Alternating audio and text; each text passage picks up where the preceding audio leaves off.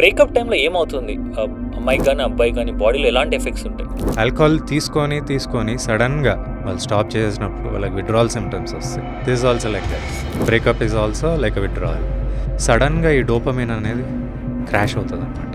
ఈ dopamine serotonin crash అనేది జరగడం వల్ల ఈ బ్రేకప్ అయినప్పుడు కూడా ఇట్లాంటి క్రాష్ చూస్తాం.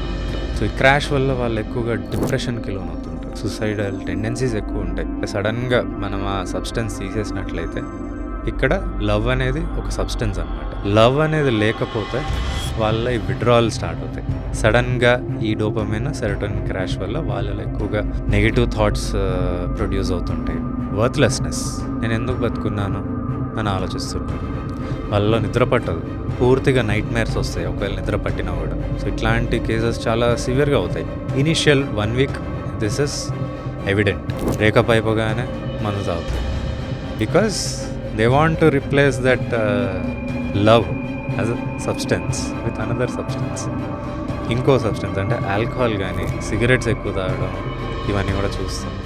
సో ఎందుకంటే అవి సిమిలర్ హైస్ ఇస్తాయి అన్నమాట.